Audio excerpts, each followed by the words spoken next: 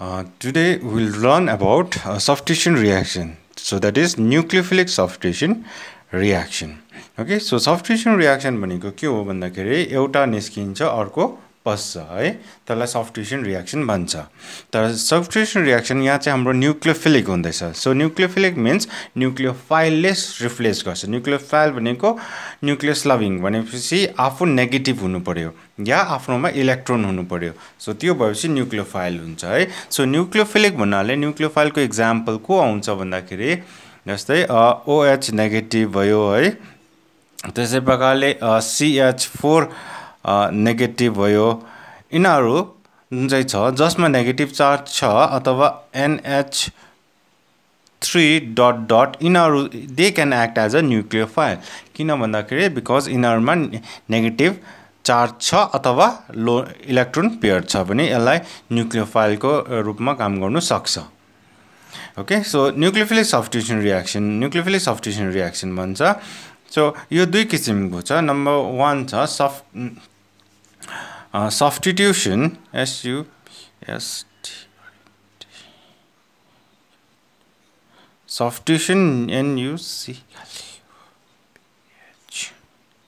Substitution nucleophilic बाइमोलिकुलर भन्छ. एउटा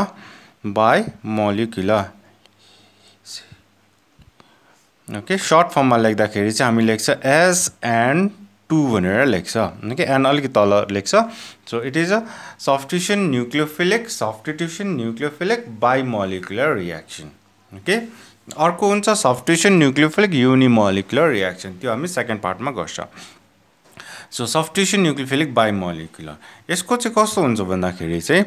basically substitution reaction त एउटै हुन्छ है. जस्तै CH3 CH2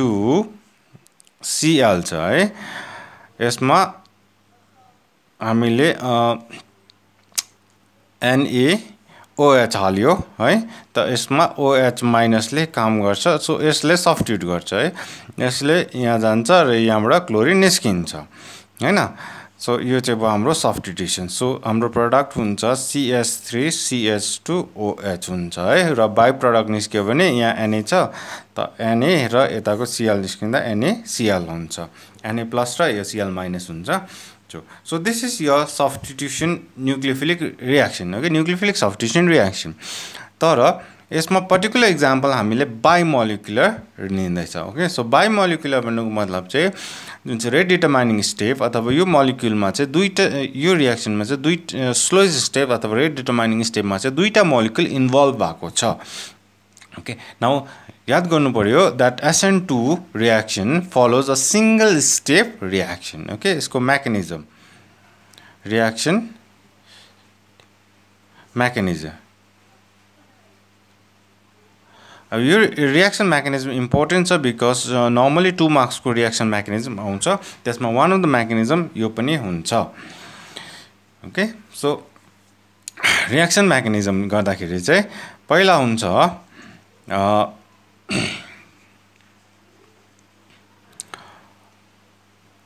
यसलाई हामीले 3 डाइमेन्सनल गर्नुपर्छ. So carbon Cl. ओके, यसमा दुईटा H छ. I'll put here one H. Okay, यहाँनिर सपोज मैले CH3 राख्यो त यो ब्याक साइडमा H. सो यसमा OH माइनसले अट्याक गर्छ. सो OH माइनसले कहाँबाट अट्याक गर्छ भन्दाखेरि इम्पोर्टेन्ट कुरा छ. सिन्स यसमा अलरेडी 3टा लोन पेयर हुन्छ. ओके, भ्यालेन्सी 7 हो नि त, 1 2 3 4 5 6 योसँग 7 हुन्छ. सो गर्दाखेरि 3 लोन पेयर छ है. सो यसले अट्याक जहिले पनि ब्याक साइडबाट गर्छ. ओके, फ्रन्टबाट आउनु सक्दैन, ब्याक साइडबाट अट्याक गर्छ. इट इज लाइक यो खालके हुन्छ. सो यहाँबाट आएर यो साइडबाट अट्याक गर्छ.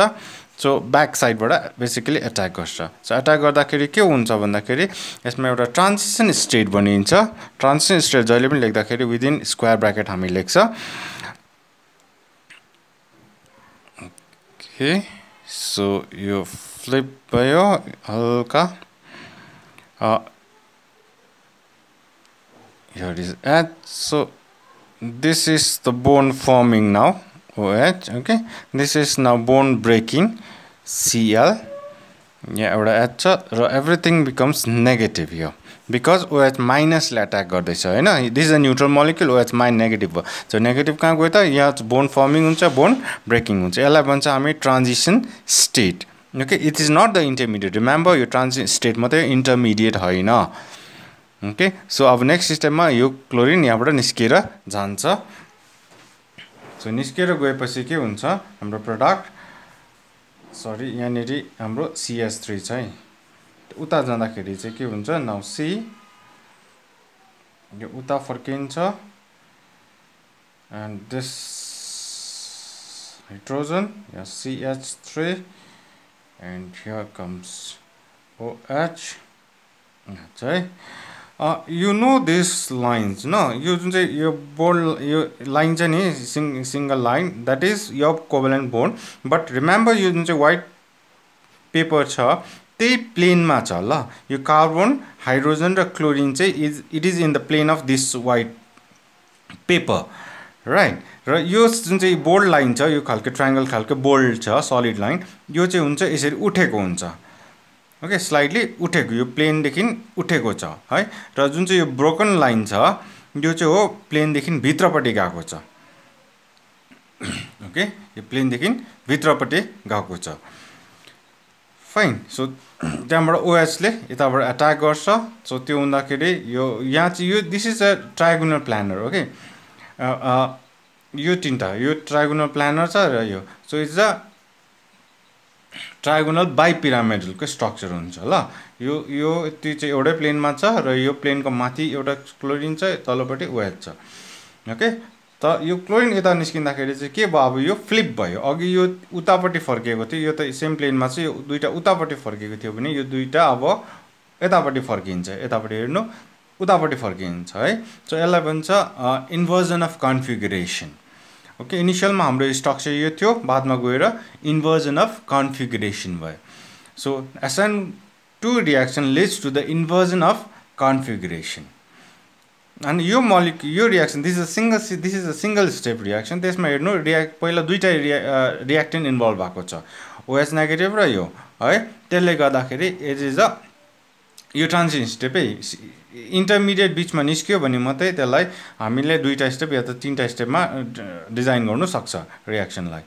Otherwise transition state is not यसमा रिएक्सन स्टप हुँदैन सो सरर पुगेर यहाँ पुगिहाल्छ त्यसले गर्दाखेरि यो स्टेपमा दुईटा रिएक्टेन्ट इन्भल्भ छ that is why it is a bimolecular reaction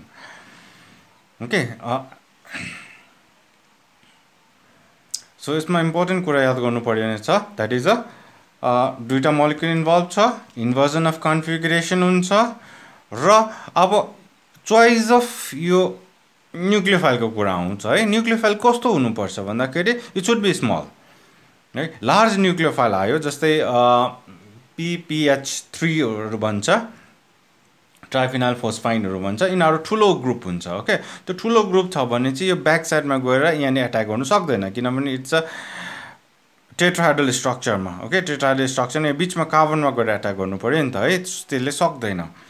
पाइरिडिनहरू भयो यिनीहरू ठुलो स्ट्रक्चर हुन्छ which is a base so यसले अट्याक गर्नु सक्दैन सो अलवेज याद गर्नु स्मल न्यूक्लियोफाइल हुनु पर्यो र स्ट्रङ हुनु पर्यो strong enough to remove this leaving nucleophile okay leaving group यसलाई निकाल्नुको लागि हाम्रो के चाहियो स्ट्रङ हुनु पर्यो यो क्लोरिन भन्दा स्ट्रङ हुनु पर्यो तब मात्रै यसले निकाल्नु सक्छ अब यो चाहिँ स्ट्रङ चाहिँ यो भन्दा भने चाहिँ यसले खेद्नु सक्दैन so this are the very important part in SN2 reaction Now next substitution nucleophilic unimolecular okay so SN1 substitution nucleophilic unimolecular so यो त भयो जनरल रिएक्सन सब्स्टिट्युसन भनेको त्यही कुरा हुन्छ OH छ है OH ले यता अट्याक गर्छ अथवा व्हाटएभर एन्ड यो क्लोरिन निस्किन्छ हैन सो यहाँ गयो सो क्लोरिन निस्क्यो so basically it's a substitution तर यो कसरी हुन्छ भन्दाखेरि इट्स युनिमोलिकुलर यसमा एउटा मात्रै रिएक्टेन्ट इन्भल्भ हुन्छ रेट डिटर्माइनिङ स्टेप अथवा स्लोएस्ट स्टेपमा so it follows a two step reaction यसको मेकानिजम हेर्नु पर्यो हामीले mechanism so mechanism यसमा टु स्टेपले हुन्छ okay so step 1 so step 1 मा चाहिँ के हुन्छ भन्दाखेरि जुन चाहिँ R छ R C Okay, I'll just write HR र यहाँ Cl छ है यो चाहिँ फर्स्ट स्टेपमा चाहिँ यो क्लोरिन आफै निस्किन्छ ओके सो क्लोरिन आफै निस्किँदाखेरि हाम्रो के हुन्छ भन्दाखेरि R yeah H so yeah now this is carbocation secondary carbocation हो right and this is called reaction intermediate reaction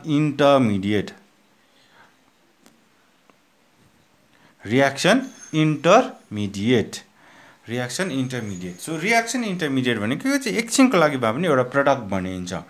okay plus Cl negative यो बाहिर निस्किन्छ ओके सो रिएक्सन इन्टरमिडिएट अब रिएक्सन इन्टरमिडिएट हुन्छ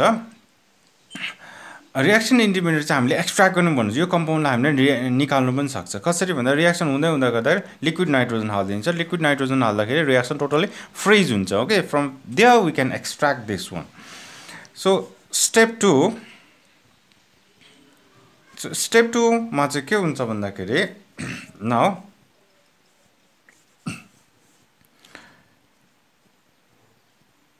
R right H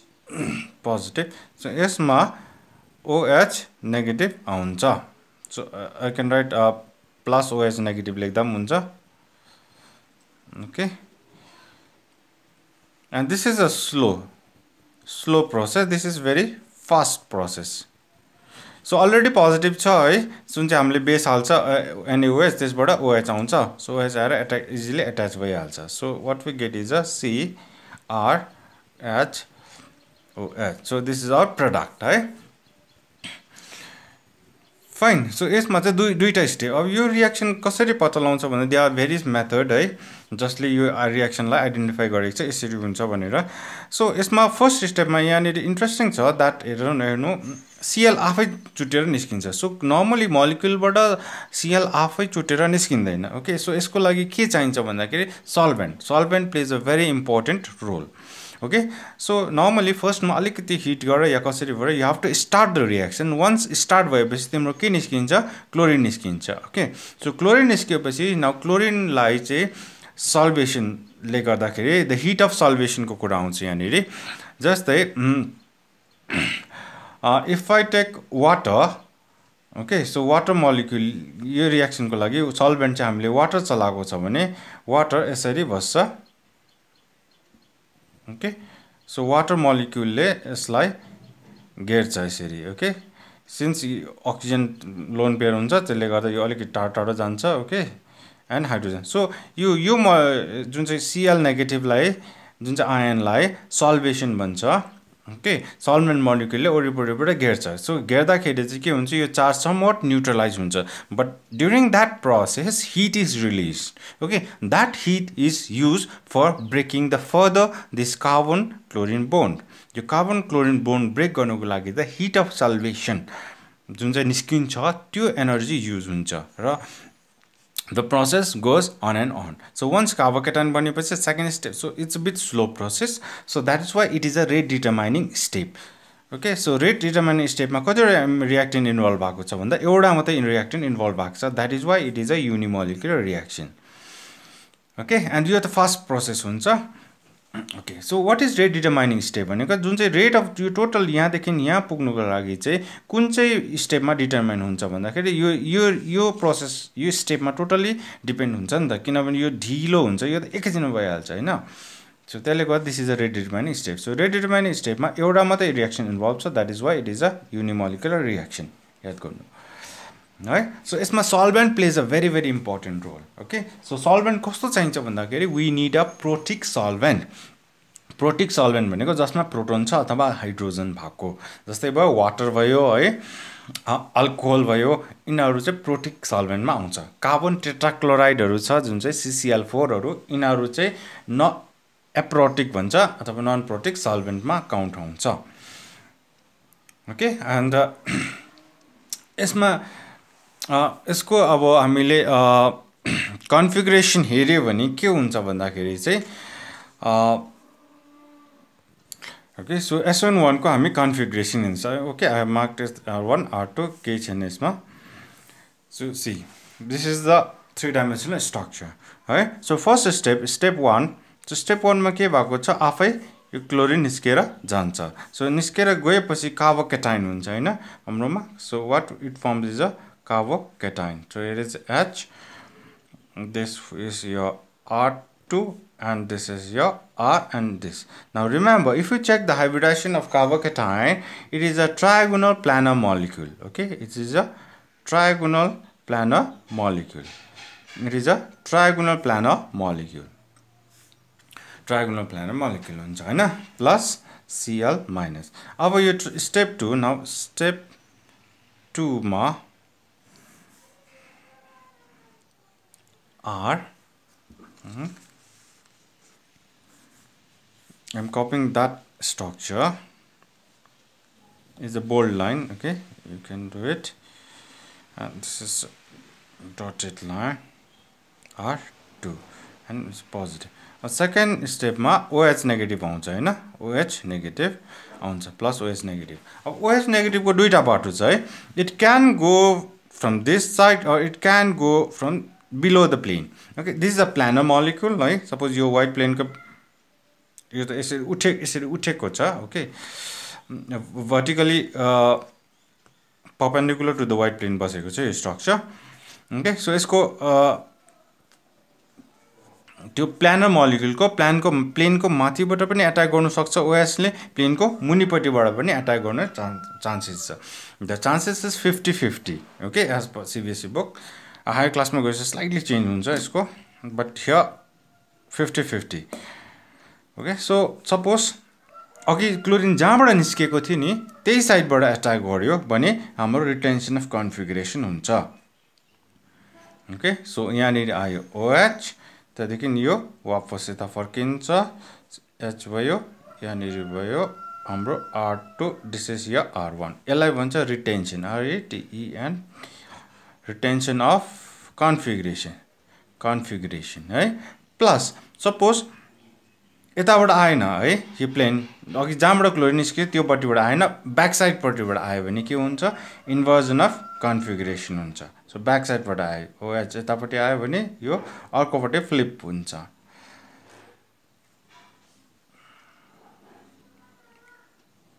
R2 here is H here is R1 so यसलाई भन्छ